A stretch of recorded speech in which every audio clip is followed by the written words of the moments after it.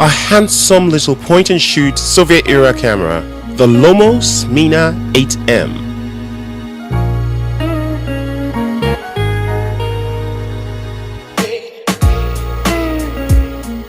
It's an absolute no-frills camera.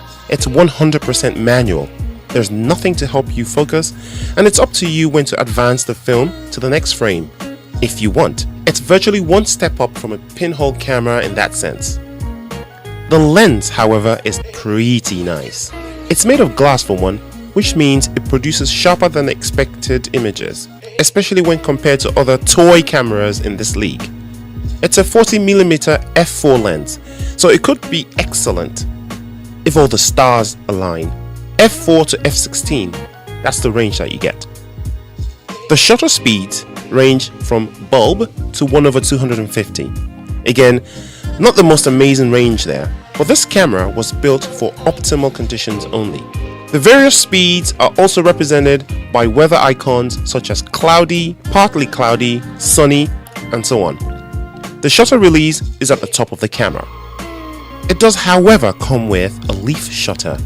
It also has a PC sync socket, which means it can sync with flash at all speeds. That's strangely overkill for such a cheap plastic box, but there you have it.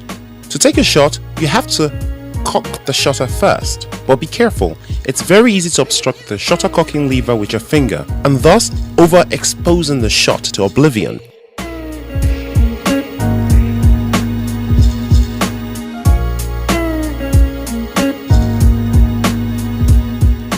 The camera takes 35mm film and is loaded from the back like most other cameras. There is a gear that engages the film sprockets and advances the frame counter.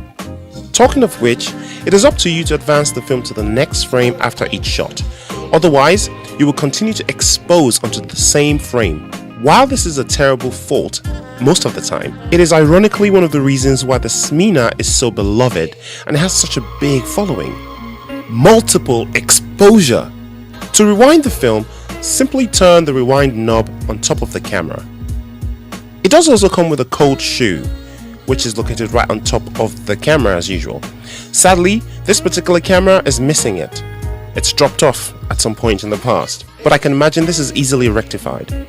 The Smena 8M surprisingly takes decent photos thanks to the glass lens. In very good light, with the correct exposure, it can equal virtually any camera out there, to be fair, but the stars really have to align.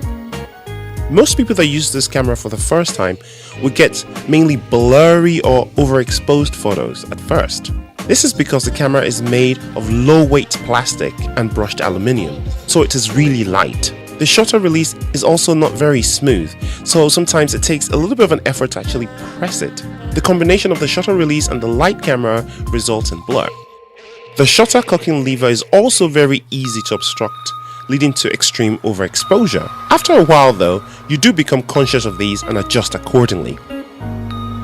For a size reference, here it is next to my Olympus 35RC.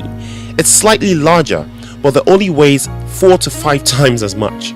For those of you who don't know how small the Ollie is, here is the Smena next to a coffee mug. For an even more universal reference, here it is next to an iPhone 4. Anyhow, the best way to use this camera is just to have fun with it. Whatever settings you think you've chosen are probably wrong anyway.